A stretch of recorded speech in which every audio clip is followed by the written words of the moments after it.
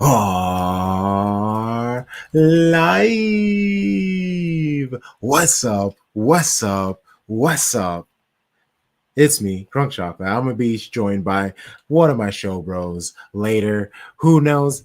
It's always a treat at the live stream. I am Crunk Chocolate. I believe I said that, and I'm just a little shaken up, taken aback, and it's because of this Chloe Kelly drama. I was very excited to talk about this with my show bros, but luckily I have other guests today that we can talk about other things. Flobo Boyce. We got Charlie Corr. Shout out to Brentford. And I believe Chad Jarvis, you know, the red half of Sheffield. He's a busy man. We haven't chatted with them because, you know, they're down in the championship and it's tough times down there. So he might be in some sort of like war or like card game. I don't really know what goes down in the championship, if we're being honest. Like, you know, relegation, it's been a while. But super excited to chat with our guests. Like I said, I wanted to know exactly where I want to start pulling this up. Actually, she on? She's not. I don't want to like push the site, but it's like I'm gonna pull it up and just you know what this is. Chloe Kelly is officially gone to Arsenal, and obviously Arsenal they're making the biggest deal of it, and it hurts because it's one of like you want to just treat it as itself. Like this is just a one-off, but then you know there's the history of Gareth Taylor and the nonsense that he does. And players have been known to leave while he has been the manager, and then they kind of show how unhappy they are. Chloe Kelly, unfortunately, was very honest pretty quickly, transparent, and that forced her way out. It was one of those things you could tell that she wasn't happy. But we get clowned enough as City fans. It's hard enough. I'm tired of this. You know, the women, they're supposed to be where I find joy, where I find peace. We got all this drama going on. Like, who's doing this nonsense? Playing hardball with her. Her season's going out already. Should have sent her to Brighton anyway. Anyway, we got great guests. We'll bring the first one on. Good friend. Talks about the squared circle, baseball. He can DJ for you. I'm pretty sure he can marry you. He's a jack of all trades. The man is an absolute monster. He's a citizen like all our first guests are. So you gotta love that. Shady Gang. Give it up for Flobo. Boom. Shady Gang. Man, what is going on with City, man? I mean, unless you're going top down, all the different locker rooms. Is it a culture thing? What's going on, brother? I maybe on the women's side. On the men's side, it's just Pep is old and stuck in his ways and needs to, and we still got 2 more years of this. So, it's fair enough, man. No, I'm so glad to be on the show. Always a good time when I'm on the Thursday night stream. Different time zones, different lights outside. We're past the darkness of winter. As the days get longer, the show gets even hotter. Thanks for inviting me. Of course. And I want Netflix and live sports, good for the game. I mean, I wouldn't surprise me if they come after soccer next, but it's just like, oh, hold on. We got to go back to this. Sorry, I'm just now seeing this, especially during Arsenal hate week. It's Arsenal hate week. Last week, she was rumored to go to Manchester United. This week, during City men and women play Arsenal to get like same day, few hours apart. And she is now gone there. You know she's going to be there. Smug she's as ineligible fuck. to play, though. She can't play against them. Yeah, but still, she's still going to be there. Yeah. The crowd is going to be wilding. And like we're already down. Like Bunny, like the crowd is going to be insane. We're already the bad guys on the men's side, and now Right. it. I feel like the team has done a great job at like rehabbing all of the chaos that Gareth did a couple of years ago, and now he's fucking back at it. It's back at it, and now we look like Yeah, man. again. I hate being a club of assholes. I have to get it on the men's side, but at least on the women's side, it was Family FC. But now they're both sides, these assholes. He's an asshole. And obviously, Club of assholes. Okay. but I'm Put it just like that, saying that understand. Yeah. perception from like the outside looking in, we don't look great. It doesn't Right. look great, and that's Right. frustrating. Is there a way to change that, you think, or no? It's too gone. Club of assholes. I mean, All right. for the men's team, there, I was in Chicago for a Chicago Fire game, and I was wearing a City shirt, and a person came in and she was wearing an Everton shirt. So I was just like, okay, cool, Premier League person, because this is all fucking MLS. And I was like, I like the shirt. Don't say it like that. It's all fucking MLS. I have beef with Chicago Fire. Fair. I mean, fair. So, but they looked at me, smiled, then looked at my shirt, saw it was City, and then just kept walking. Didn't even say anything to me. Because when you're on top, man, everyone hates it when you're on top. Everyone loves a winner until you start winning, right? Everton are a bunch of cheats as well. They have nothing to like. They have been caught. It's been proven for them. So there's nothing they can say. It's just frustrating. But I mean, Netflix. We watched boxing. They have Raw on Netflix. You know, you're a wrestling graps guy. I'm a wrestling graps guy with your favorite wrestling podcast. Like, what have you been? I mean, the Raw has been perfect. When I say I've been from a production standpoint, it's been above and beyond anything that I can ask or expect. So they've been doing a good job. After they completely destroyed television with the whole idea of streaming, because everyone started following them, now they appear to be diving into what television does best, which is live TV. Like, what have you been seeing? I think with what's happening with entertainment, right? Like things are being made cheaper now. People have been working. Everyone loves your sports, and so Netflix, between the Jake Paul Tyson thing, the football game on Christmas night, or was it Thanksgiving night, and now the Raw Netflix thing, like everyone is paying a premium, $16.99 a month, I think $17 a month, to see it now. On one hand, that's a lot of money because TV used to be free. But on the other hand, like if Netflix gets a lead, not even the Premier League, let's say they get a lead that's getting better, like the Bundesliga here in the United States. If they get the Bundesliga, this could be an ultimate game changer, not only for them, because Netflix also makes the companion programs. They have one for Saudi League, they have one for Premier League. Now they can actually elevate an entire league, which is bananas. Netflix can pick and choose what they want to highlight on a platform that's like the largest one ever. That's fair. That's a great point. That's actually a really good point. I didn't think about that. They could pick and choose what's hot when it's hot and hire them. And now that they have embraced advertising, even when people are paying for not ads, like that's a game changer for them. They're like, okay, now we can do live television, which gets us to omit it's brilliant evil capitalism at its best, but it's just like, you know how many dumb things I got into because of Netflix? I got into Formula One, which isn't dumb. I got into competitive Rubik's Cube solving because of Netflix. You know, I got into the history of steroids on Netflix. Baking cakes are on, like, it is this platform has such an influence onto making the next league that's hot. Like if I was in maybe even an African nation, if I was in Oceania, I would try as hard as I can to get the A League on Netflix or something like that. Oh, and then you got a big in on your hat. I see what you're up to, sir. You're big Netflix right now. That's what this is. This is the Norfolk Tides, man. Netflix agent. Download today. Use my code. I'm just saying. Love it. Oh my gosh. I mean, it's nice that you stuck up for MLS. Good for you.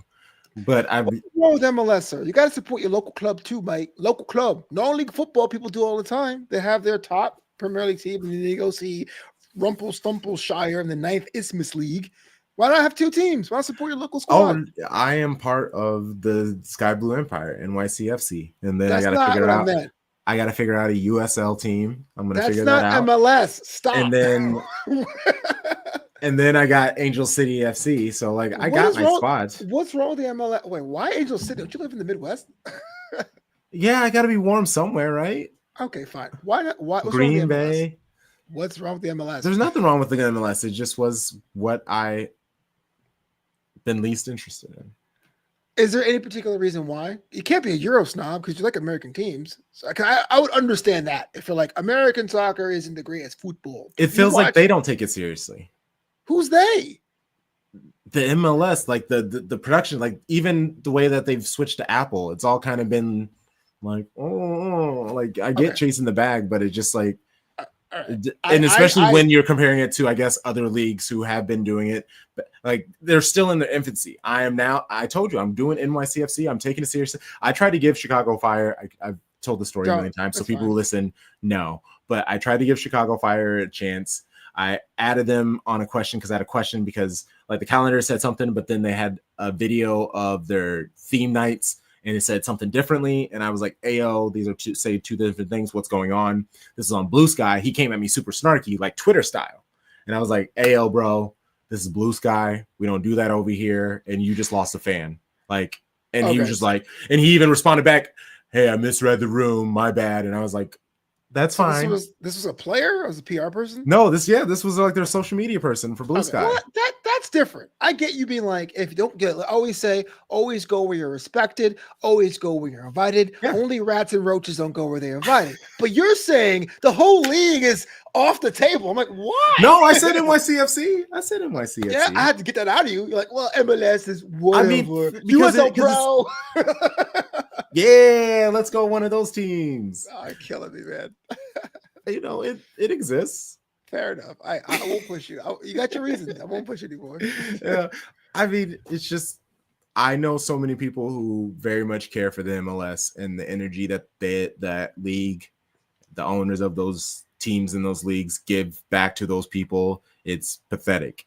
It's embarrassing. And especially as someone who I'm in America, and I can't tell you how many ways that Manchester City has personally connected with me. And I get that it's a bigger thing and more money and whatever, but I'm still all the way over here, and they have found ways to connect with me. Where I think the money's a big issue, bro. So I live in Los Angeles, and well, then work harder for it, right? And so it's just like recognize the people who are doing things. I'm just saying, I have from multiple teams in the MLS. I know multiple people who cover multiple teams, and they cover them in their own ways through print, through video, through content creation on social media. Yeah. And not only do they not get any love, they get like cease and desists. And it's just like, I get like protecting your stuff, but half of these people don't even show their games and stuff like that because they try to play the games, but they just behind the scenes are just right assholes. And I don't like that energy. Like I just don't. So it isn't the style of play. It's how the media. It's how they move. Integrity. So the business side, the soccer, it's fine, I guess. No, it's spirit. No, it's deeper than it's not even business. It's spirit. How do you treat the people who love you? How do you treat the people who love you? But that's up for perception because people have told me Manchester City. I'm not telling you perception. I'm telling. Well, no, but what I'm saying is people have told me they don't care about. I'm like, no, Manchester. They sent me a birthday present. Like I like City. They're cool. You know what I mean? Like I live in Los Angeles. Now, here's the example I was going to say. I live in Los Angeles, and you're right. For 10 years, when the Galaxy were awful, they didn't care because they thought they were like, look, we're the Galaxy. You're going to show up anyway. And then when LAFC came out and won that chip, they're like, oh damn, we gotta do something. And now there's effort. So I understand that. And that Chicago Fire guy totally sucks. But I guess I was trying to understand the level of heat you had for the MLS. It's big. It's big. Yeah, I mean, and it starts off with MLS, but then like specific teams decide to be assholes. So it's like, okay, now I get to choose you. I get you. Yeah. And now it's Chicago Fire. Like Chicago Fire, I wouldn't pick. But also Chicago Stars. Big hearts. Love y'all. Y'all have been nothing but did they change the name, right? That's lame. Yes. It's Red not Stars, great. Man. But social media team, great. Very nice people. They have been nothing but fantastic to me on multiple ways. So I would not imagine it's the same person, but it's like whoever's handling the stars. Thank No, you. my buddy got credentialed for the Red Stars. Like the Chicago Fire would not do it. They're not really accessible, but he got Stars credentials, and he's like they're really nice to him, and he gets to be in the press box Mhm. and cover the team. Don't. Fan owned team. Why do you want to talk about Wrexham? And who the hell are Caledonia Braves and Carrick So Rangers and the that's what I Minnesota want to Aura? talk about. Like, because these are teams that people have bought into. Not so much Wrexham, but like Caledonian Braves and Carrick Rangers. People are like they're having crowdfunding or like whatever. Where you can like put in $100, $200 if you consider an owner of a team. You're not really owning the squad, but I'm seeing more and more of these targeted ads as I guess the post Wrexham effect of trying to go to normal people and ask for their money to own a team. It's like naming a star after you in the sky. I don't know. Would you buy into something like this? Would you get a couple shares in a team if they said you get to be a fan owner? If the vibes are good, if the kits are decent, I understand you can't pay a lot of money for your kids, but that doesn't mean that the kits have to suck. Like, if I'm gonna buy into something, like the vibe has to be nice. But yeah, no, I'm down to throw someone a few $100 to be an owner. Send me Man, some like but fake vibe plaque is or whatever. fake black. Yeah, like it Okay, how do looks you? gold, but it's not. Okay, I'm gonna ask you a question with almost no answer. How do you find the right vibe? What is a good vibe for you? You're asking me to describe a vibe. I mean, Yeah, I don't because look, know. Like I need a just vibe. like I said, I have to like the kits. So that's for one. You go in the obviously if you're taking money and you can't be taking yourself too seriously. Like obviously I want to find that nice balance of like, yeah, obviously we have a 5 and 10 year plan, but also we're crowdsourcing a football club. So there has to be a level of I guess self-awareness in what they're doing. So, and again, if they appreciate, because if you're crowdsourcing, you can't really be too proud, but also like can't be kissing. So that's what I'm saying. Like it's go in, see what it is. I mean, even how's your social media? Like I can be picked by that. Like, it's easy enough. I I'm not kind of too miss picky. the days of old British football. Usually, a couple guys just have a league and start playing, and say, we're a club now, and that's it. Right? But Because I mean, I grew up in playing rugby in my area, a very local Division 3, and I paid like my yearly dues. I was a part of something like that, and we moved up a division, and it was like super intense. We're like, you know what? We're Division 3 people. We are a drinking team who likes to play rugby. let's go. What was your position? Were you a hooker? I wasn't. I'm a way too big for a hooker, but second row and 8, so second and Okay, third that's what's row. up, man. Yeah, Cool, man. I'm trying to get into rugby after learning about it during the pandemic. yeah, and they too have a Netflix documentary. Well, Well, for which the team? Six Nations. Six Nations. Dope. Yeah. So that was always a fun thing, and yeah. Okay, wrestle. Before you get out of here, we got Royal Rumble coming up, and then that is just all we're in WrestleMania season in general right now. Like, You coming? No, I'm big broke for the WrestleMania. Like, WrestleMania, yeah, sweet. But Indianapolis is Saturday. It's right down the street from you. Maybe if I planned a little bit better. Honestly, to be honest, all my money that I'm saving is going to I'm going to England in March. Oh wow! Keeps getting pushed because I'm pushing it, but yeah, I'm going to March. Are you going to England for a fixture? Yeah, R2 or whatever. So I'm going to see Man City men and women, but I'm going to be there for a week, and I'm just going to try to do all of the fun things. I have some real most dope people that I'm going to be able to connect with in person and go do some cool stuff. I'm going to put all the good stuff is going behind the Patreon, baby. Oh yeah, absolutely. But yeah, there's like, when I say I got some plans for you, I got some plans for you.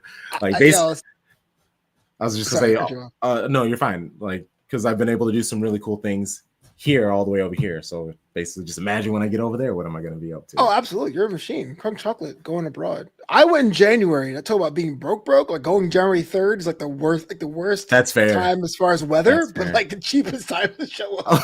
What's up, England? Oh, it's cold as hell. Like it's just that's great. I saw the FA Cup picture at the Etihad. It really was like it really felt like, and it's funny because I don't know about you if you've been to there before, but I've only been to the Etihad once.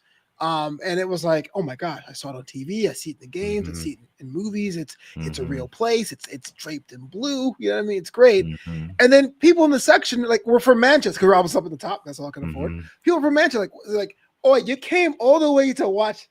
Like, yes, your local team is the shit for me. Like, you know, That accent was they're like, awful. I mean, whatever. All right, they can't do a Brooklyn accent. Try that. I actually, ooh, that's good. Because like whenever I feel like whenever you ask an English person to do an American accent, it's always like California. Or So like cowboy. asking Yeah.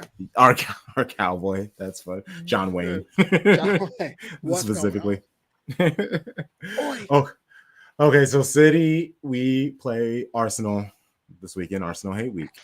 What are your thoughts? How are we feeling? Are we getting out of this unscathed? W L. The women might, yeah. The women might. We might draw. I think we're gonna draw. But it's hard because my family or some of my cousins are all Gunners fans, and they like Oh, all my West Indian family. They're all like Gunners fans, and so it's kind of hard to be like, yeah, I hate. It's more like, please beat them. You know what I mean? Give me something to gloat about. They're cool, you know. But the men are trending upwards. I am still not sure about where the prospect. The fact we're still in the top five still blows my mind. Like, I how is that know. even possible? I know. I think we draw. I think the women do win. If I had to guess. I would like that. I would like that. Well, thank you for coming on. Please plug yourself.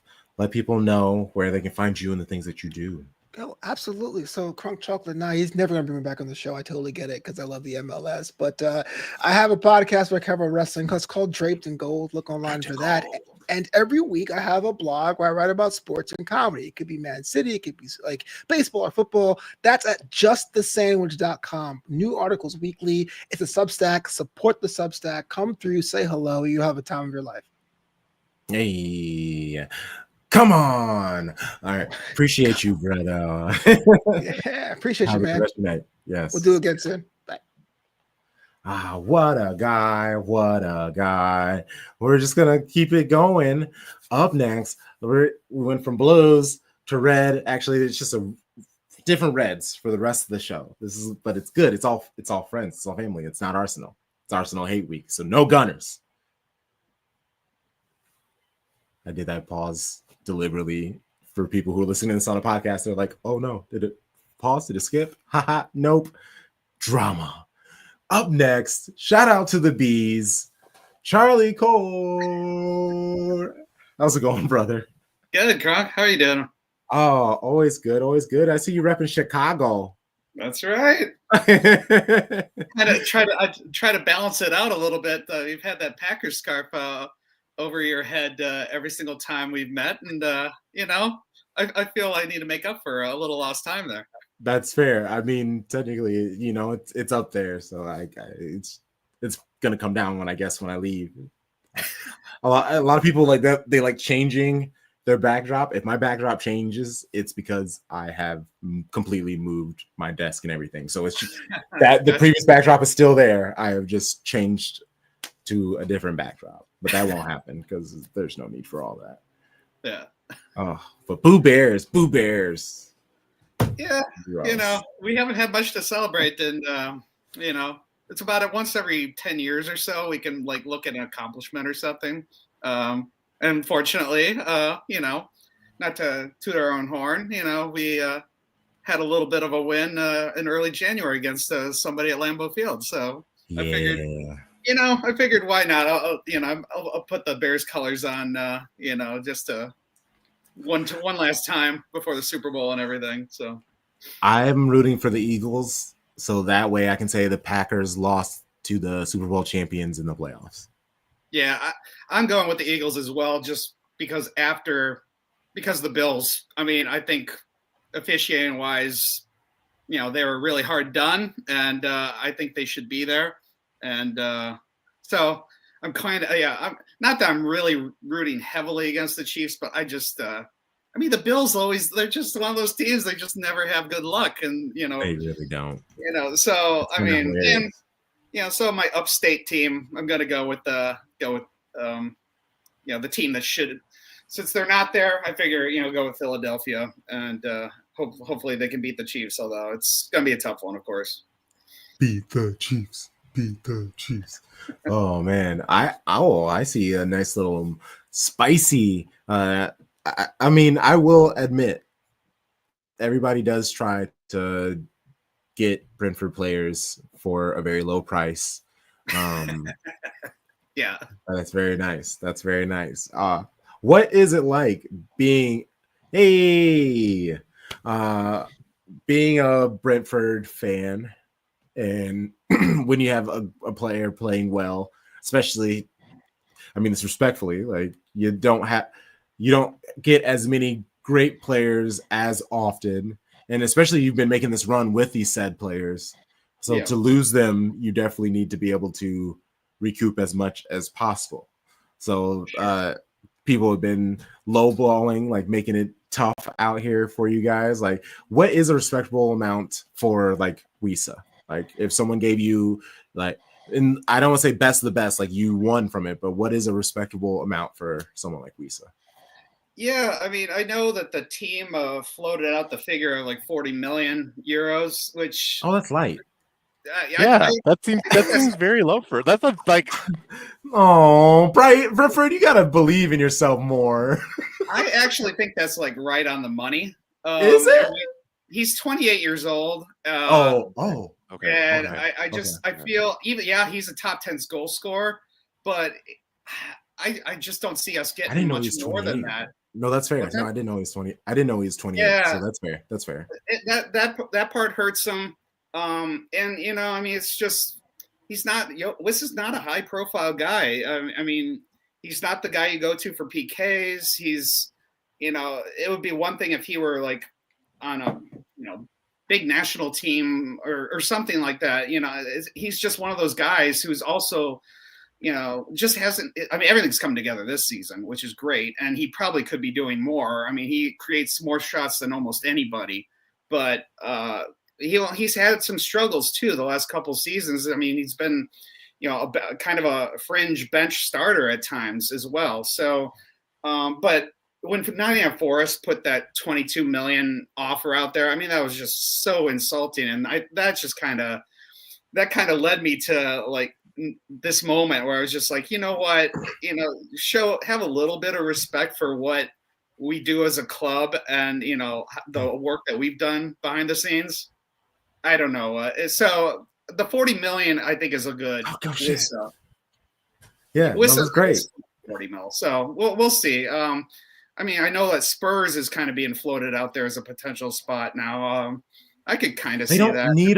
They don't. I mean, Wisa's a good spot, but they don't need a wide player. They need a striker. They need someone to score goals for them. Bad goals. They give up too many goals, so they need somebody to score goals. Like Son's doing all right, but he works better off of somebody. He can't be the man. I feel like we have learned that by now. He needs the man next to him so he can look like he can be the man. Yeah. It would be interesting to see what kind of role he would have for a team like that. I'm not sure how that would work, but yeah, I don't know. It's I'm actually in the camp of thinking that we might extend Wiss's stay because I think if we lost him and Brian Mbeumo this summer, I think that would be just too heavy. I just don't see us selling that much. I certainly think, and of course, Mbeumo is 25. His stock is just through the roof. I mean, I'm kind of already mentally prepping myself for his departure. And Wissa's just, I feel like Brentford has the knack for creating guys that like fit our system perfectly, and maybe it wouldn't be a seamless transition to half the other Premier League teams, which is a great kind of a sweet spot to be on occasion. But at some point you also want to get an influx of money, and so there's kind of this weird balance that comes with the club.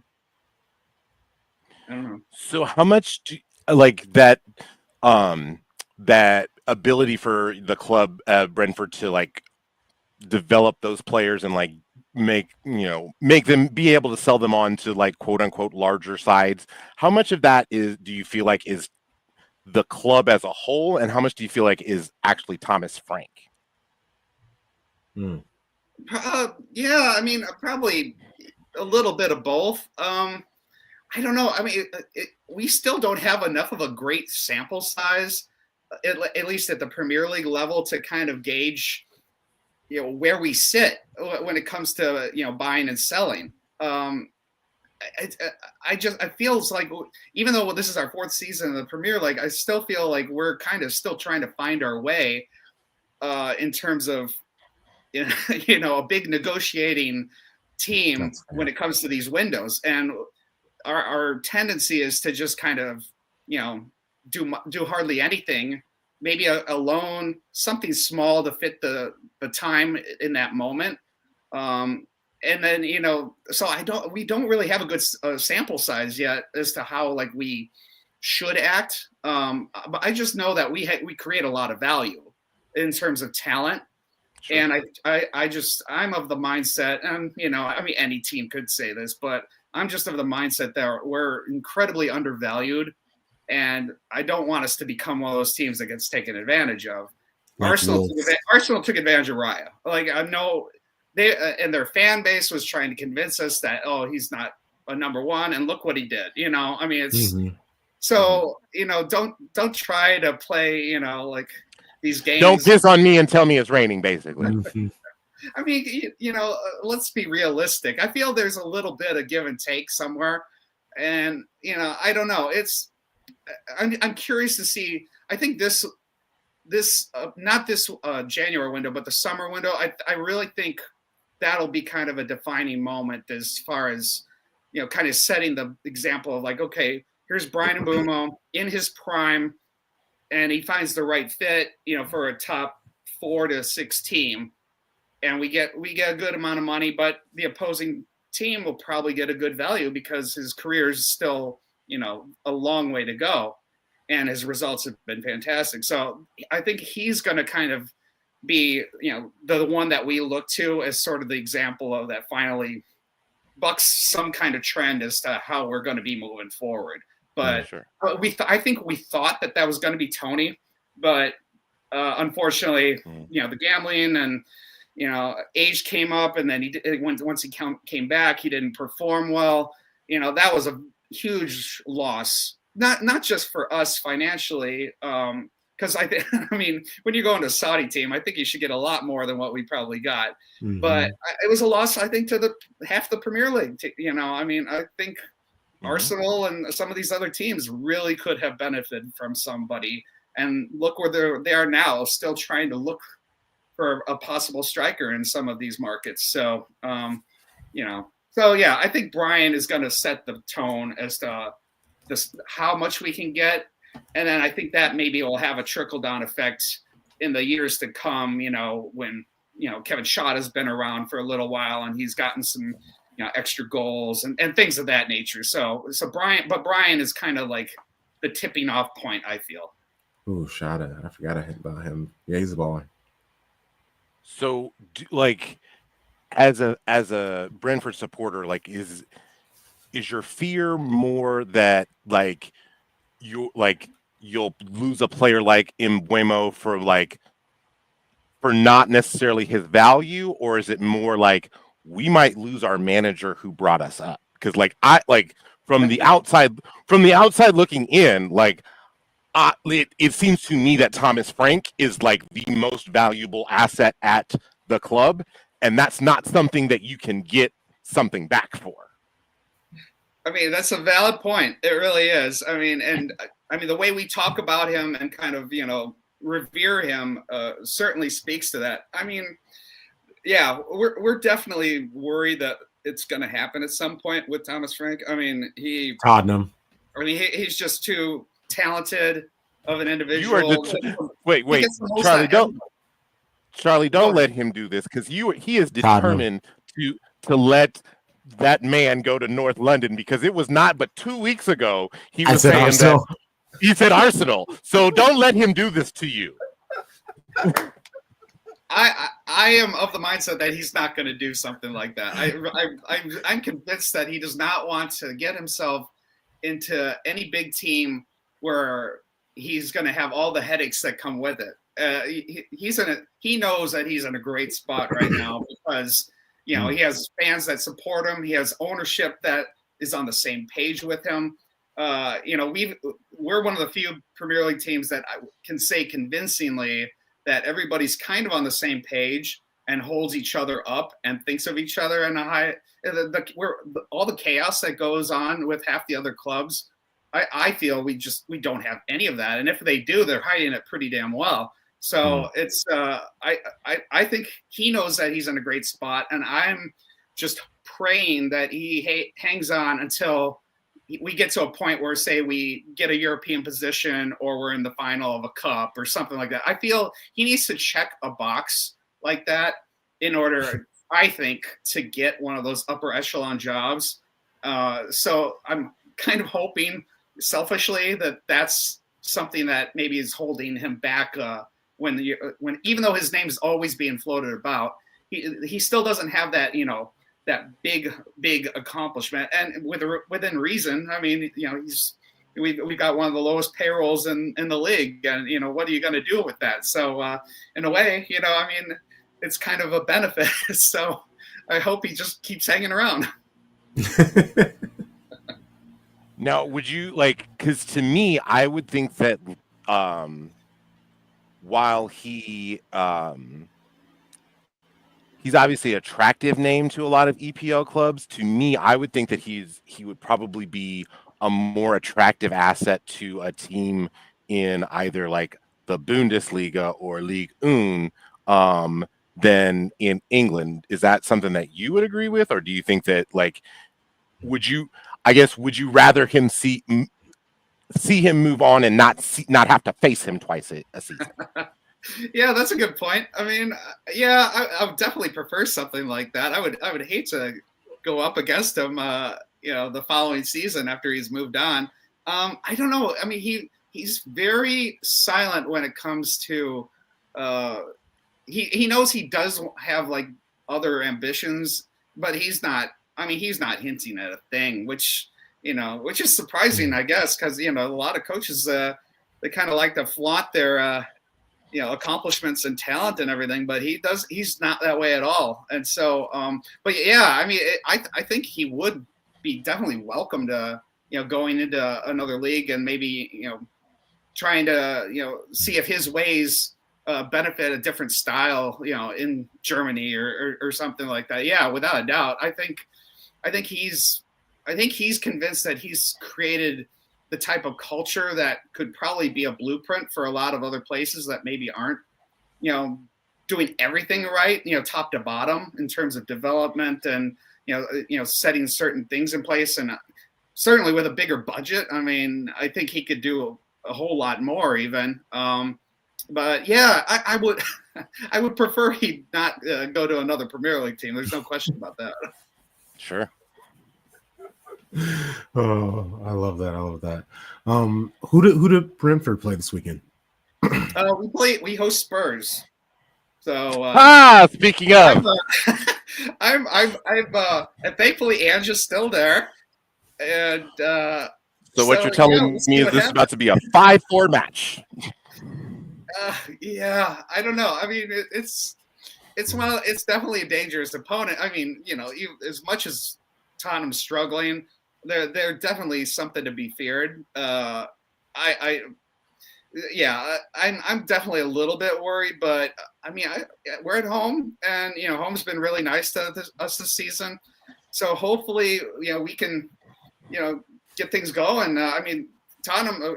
The thing is, that our February schedule is all bottom half teams that we're facing against, and so this is kind of crunch time for us to really get a bunch of points and make up some ground. And we're kind of in that spot where in 11th where we've got a little bit of distance away from everybody.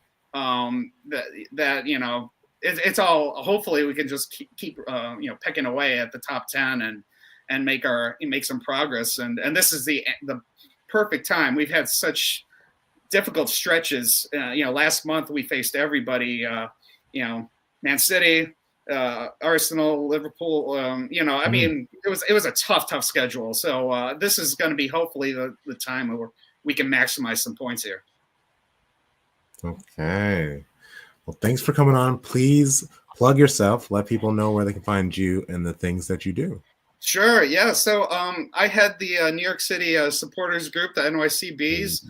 We always watch our matches at the Red Lion in Manhattan, and which has been a great little thing we've started ever since we made the rise to the Premier League and beat Arsenal that first game. So yeah, we'll be there bright and early for Tottenham. It's a 9:00 Eastern kickoff.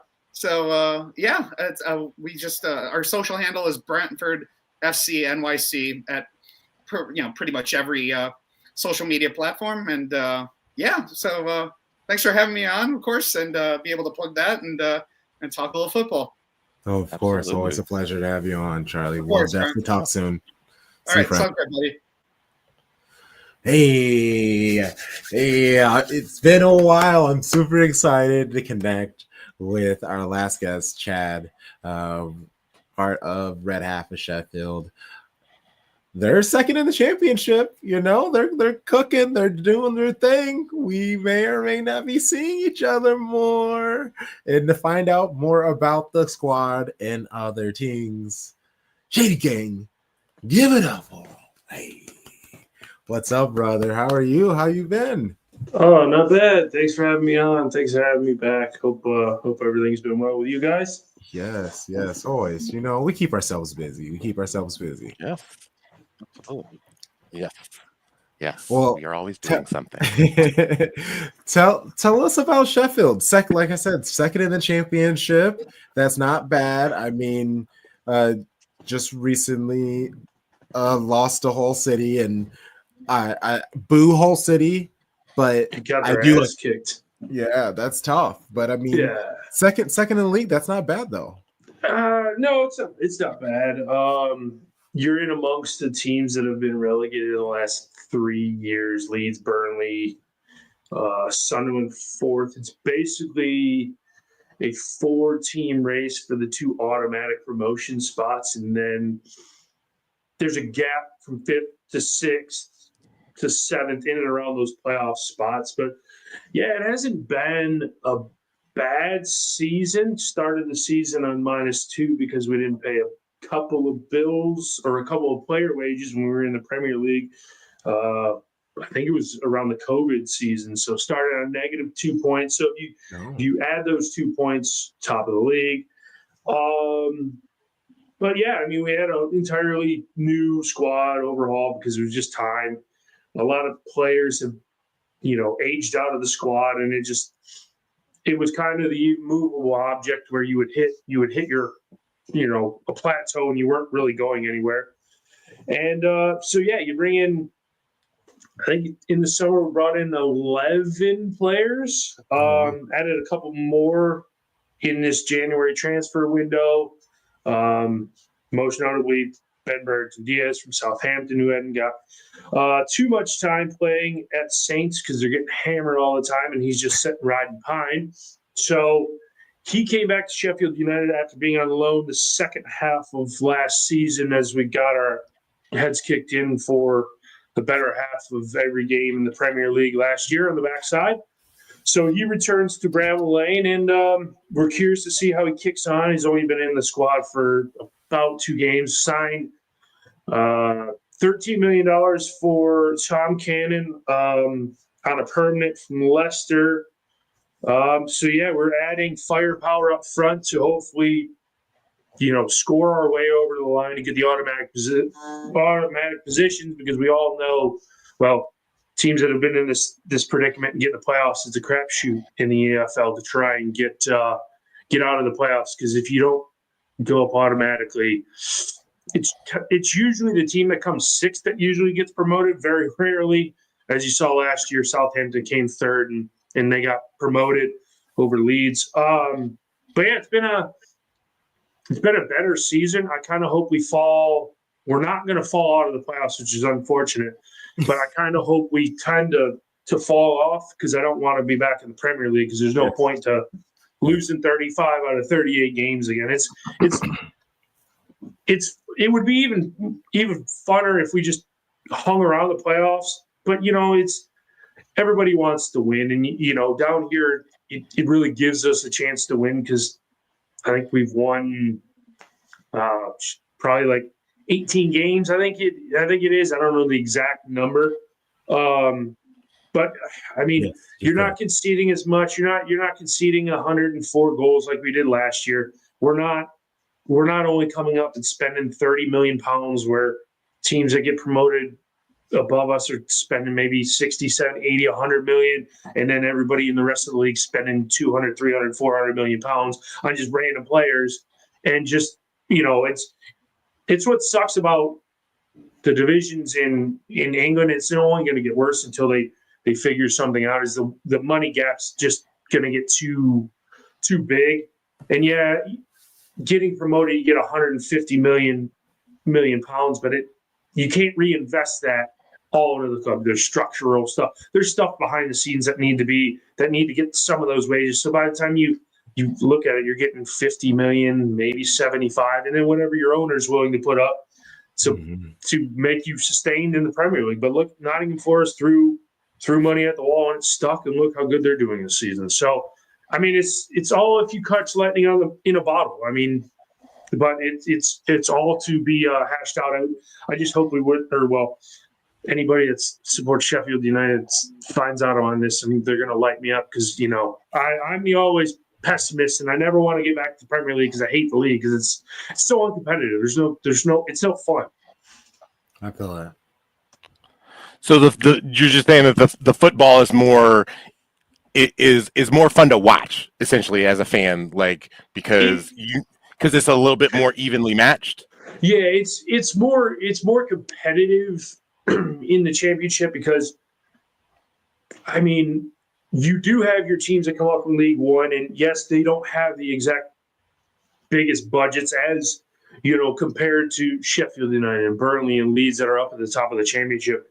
They're Derby came up last year. Portsmouth came up last year. Oxford United came up last year from League One. Oxford, I believe, is doing the best out of them, about 13th, 14th position. And they had the smallest budget going into this season. And they're over exceeding expectations. And it's just any given weekend, the team that is in Plymouth, who is dead last, bang on going down out of this league, have been since – Wayne Rooney came in as their manager, and he's worthless as a manager. Just completely destroyed their team. And they've been rooted to the bottom for so long. They could go and beat Leeds on any given weekend, or they could beat us. The Plymouth played Sheffield United in about the 8th, 10th game of the season, and everybody was like, "Oh yeah, Sheffield United is going to walk all over Plymouth. They're so bad." The best game of the season that Plymouth played was against Sheffield United this year. It doesn't – every week it's a crapshoot because you're playing almost every 3 days in the championship. Now, whether that lets everybody – it evens the playing field because it doesn't matter. You could be the most fittest athlete out there, but you're playing every 3 days. Your body doesn't have – as in the Premier League, you're playing the odd midweek game every, couple of months, but for a good stretch of the season, we're playing Saturday, Tuesday, Saturday, or Saturday, Wednesday, Friday, something like that. So you're always constantly on the go. So it leaves even these teams with such big budgets, it leaves them open and exposed because, yeah, you can go and buy 11 players that are going to be, this is the best 11 we're going to get. But if you don't have enough money to add depth to your squad in it, you play 46 games, you're not, if you go to that bench and you have youth kids on the bench, or you have, a injury run where you have to bring that youth and inexperience into the side, you're going to see a fall off. You're going to see a drop off. So that's why I think it's just more competitive. And more to your question, it's if we go up next year, we're not going to invest. I mean, like I said, if we spend $100 million, oh my God, that's you're breaking transfer records. But we don't have a shot. Next year, we would have a shot for 4 games against the 2 other teams that came up. We don't have a shot in any of those games. I think we beat Wolves, Brentford, and Luton last season in the Premier League. So that was 3 wins. And then I think we drew like 4 or 5 games. Yeah, 8 games out of 30 that you put a half-ass smile on, but then you turn around and get stuffed 8-0 against Newcastle, losing 5-0 to Burnley. I mean, it's just not fun. I like to stay in this division where you feel more competitive. So, like, as far as supporting Sheffield United, you feel like it's like the championship is more of an endurance run than like a showcase of your talent sort of thing, just because you are playing those matches like those every 3 days sort of thing. It's a bit of both. It is a slog playing 46 games, and then on to mention you got the Nobody Cares Cup, and then you got we got into the 3rd round of the FA Cup, and thank God we bowed out in that round. So we only actually played 2. So we're only going to actually play 48 matches. And then if we make the playoffs, we don't go up automatically. You could have 2 semifinals. So you're looking at 50, and then a final, that's 51 games. So we're playing 51 games, Matt. So it is a slog, but I also feel like it is a league where we can showcase our talent. It's not now. It's when I say talent, you guys are like, well, there's nobody that we could name off of Sheffield United's team. When I say talent, it's good for the division. It's your guys that are young and up and coming and have so much potential that hopefully they get shown enough and get covered enough where like a Crystal Palace or like a Brentford or like a Brighton, somebody's going to take a flyer on them and develop them. I almost say that the championship and the teams that are in and fighting around the promotion, it's almost like the minor league system. It's like the feeder clubs too.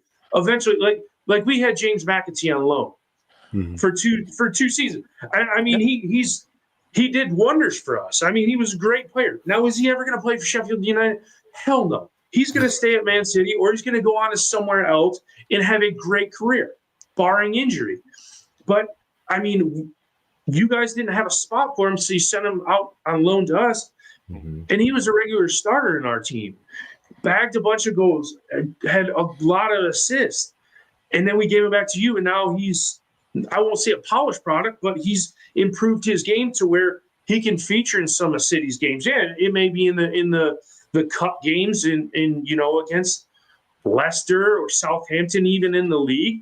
But at least we groomed him to give him that little bit of experience and grow his game, and now he's more prepared for you guys. And that's what I feel like Sheffield United does. We've churned out some, like Iliman and Die at Everton, absolutely setting the world on fire. He spurned us. He helped us earn promotion to the Premier League. Spurned us because it was almost a do or die situation to go to Marseille because it's his boyhood club. And then he leaves Marseille after 1 year and not playing, and then signs that for Everton, and he's absolutely killing it. Would he have killed it for Sheffield United? Hell no. He wouldn't have had anywhere near the goals. He didn't have anybody around him, his supporting cast. He had a bunch of bums. But now you see how he started at Sheffield United and came through our academy, and we developed into some player. Yes, he went to Marseille and was terrible and didn't get enough playing time, but then he comes back to England and plays for Everton. He's absolutely scoring almost every game. Every time I watch Everton game, he's scoring. So that's how it looks. I'm a long-winded answer type person, but it's just the championship and the teams in it are more of your developing in feeders, except for Leeds, because they have Red Bull money, and once they get to the Premier League, you're going to see them climb up the table. Listen, there's when we first started the show, no one rode harder for James McAtee than I did. That's fair. So having seen him at the time, and then having seen him come back to the club post his loan at Sheffield, I have nothing but good things to say about the Blades for the way that they helped develop that player, because I don't think that you see the ceiling with him, and I don't think that he would have ever discovered what his ceiling could be without that loan spell. Yeah. Yeah, for sure. And I remember his first game. In a Blade shirt. He was passing it to the signboard. That's how, like, we brought him on, and he was passing to the advertising signs on the side of the pitch, and it's just, you could tell the game wasn't up to speed for him, or it was going too quick for him.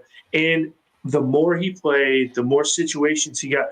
He just evolved into, as I say, one of the great Sheffield United players to come through on loan in the last 4, 5, 6, 7 years. I mean, it's that, and that's, I'm glad to hear that, you guys can utilize him, and, he has a ceiling, and hopefully it keeps getting higher and higher and higher, and he keeps going on to where, if you have a midfield role for him, open up, he can just slot in there, and he's one of the first names on the team sheet.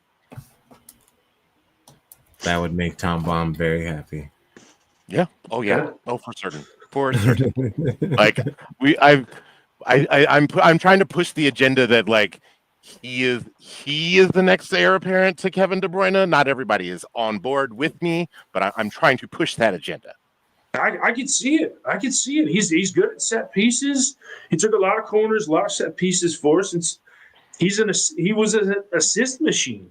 Now, granted, if you look at, he did get that Premier League experience back in that bad team last year.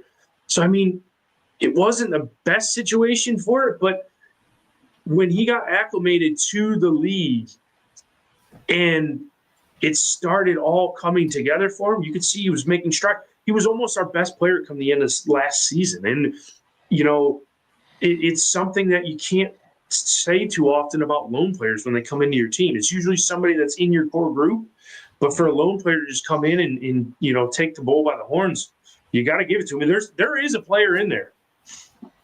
Yeah, definitely. Well, and even so, say you all move up. I mean, I feel like, I was like looking at your team, and I was looking at names that I recognize, and just because I recognize them, I guess it doesn't necessarily mean that they're good or anything. But these are just player names that I forgot. Tom Davies, like, that's crazy seeing Tom Davies' name there. But Vinicius D'Souza, Ryan Brewster, Raksaki, Ahmed Dozovic, like those are all players that are pretty solid and could do decent for you. Or worst case, you could sell them and rebolster, and I mean sell high to maybe a team who's getting promoted that can, especially if you end up staying in the championship, and you can get some nice young players with talent and keep you in the championship longer, and then maybe build some finances that way. Yeah, I think the situation that is arising if we get promoted is we're going to have an entire rebuild again. And we just had American owners come in around Christmas time. So now we're owned by a consortium of 3 or 4 American and British conglomerates, whatever you want to make of it. But I think just if you want to get in the division, in the Premier League, and be competitive, start with a blank slate. You're going to have to basically do what Nottingham Forest did. And if it works and you can sustain and finish 17th, that's the goal, is just to finish 17th. You sustain the one season and get that influx of money, and it's almost like a flute to a fire. If you can pump some air into it, and then that thing's going to grow. And we're never going to compete for middle of the Premier. We'll never be top 10, top half.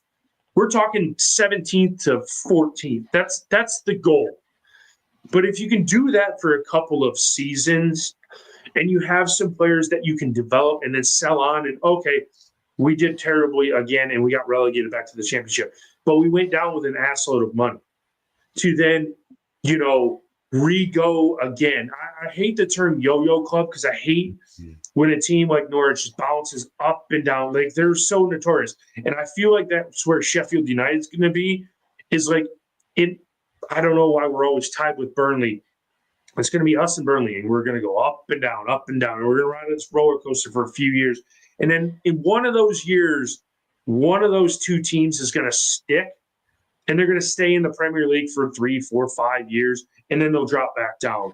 While the other ones kind of keeps going up and down over that same 5-year course, and then they get to a point where they can't do it anymore, and they just middling around in the championship because they, the funds aren't there, or they're not bringing in the right players, and they just can't get them over the hump. So that's why I compare Burnley and Sheffield United as the two, because those are two teams that brand new ownership recently for Burnley in the last couple of seasons, brand new ownership for Sheffield United. They're in the same division. They're basically the same squad. And both of their ambitions are to go up. Because I take Leeds out of it, because once Leeds get out of this division, as I said, they're going to spend £500 million and finish 12th next season.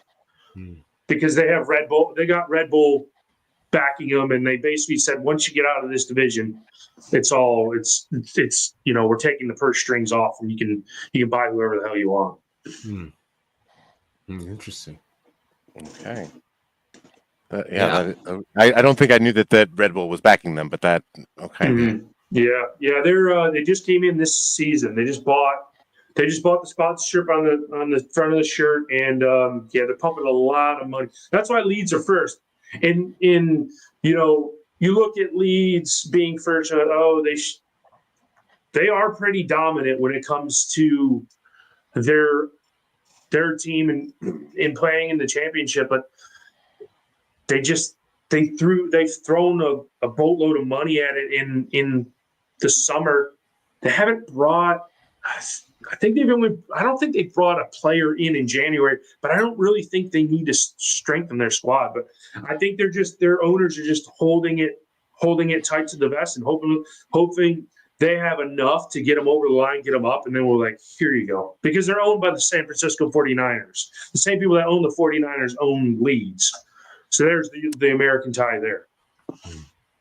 135 million was what Sheffield United was sold for. I saw there were two previous purchases that fell apart. Both guys, thank God, charged by one wire fraud and the other one fraud from the U.S.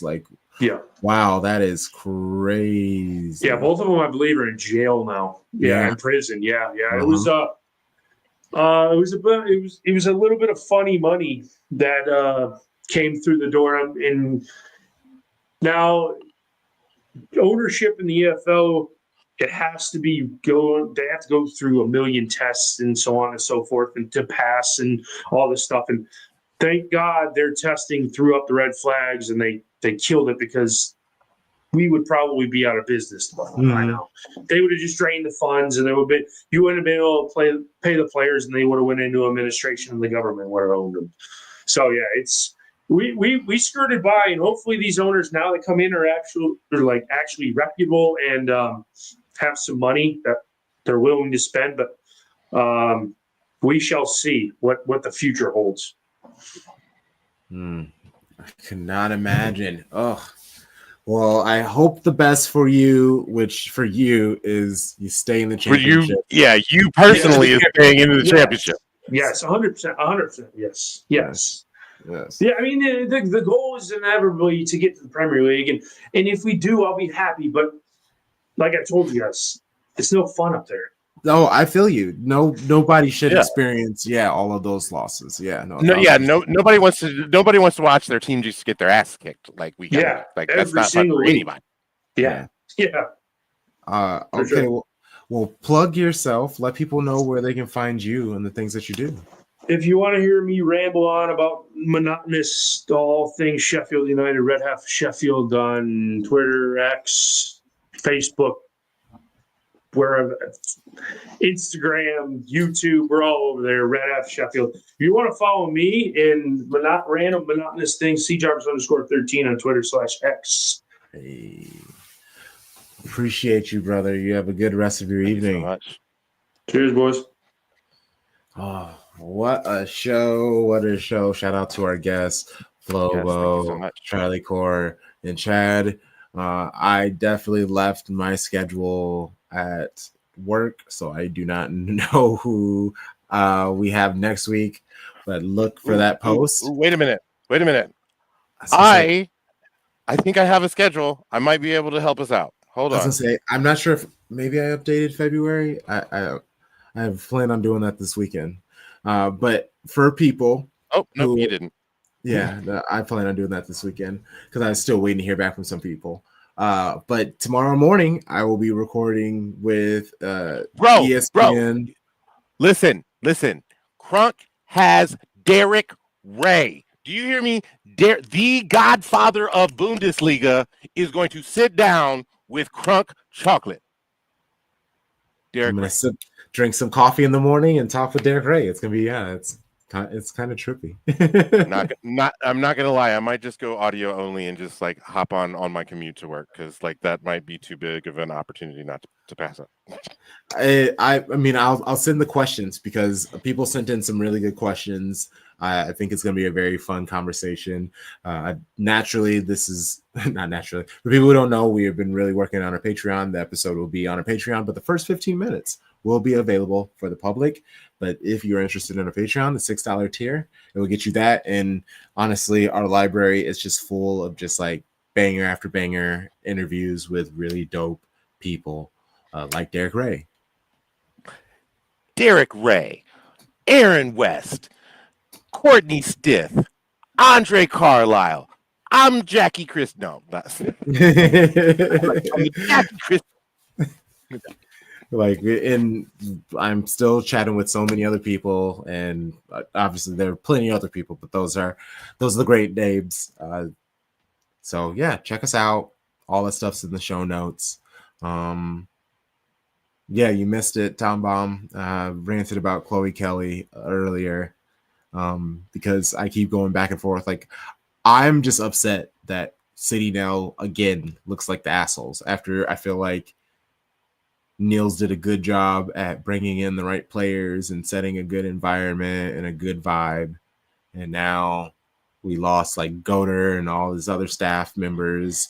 Gareth gets his team, and now we bring in these other people. And then Chloe Kelly has this post about like being bullied or whatever it is by media. I don't even know who that she was talking about. Like, just in general, we look like assholes again, and I don't like that. Okay, so let's few things. We don't need to do full. You, make it quick though. Okay, I was gonna say let's okay. because I want to Like, what do you say all the time? Embrace being the villain. You say that for the men all of the time. Yeah, but I wanted it to be different for the women.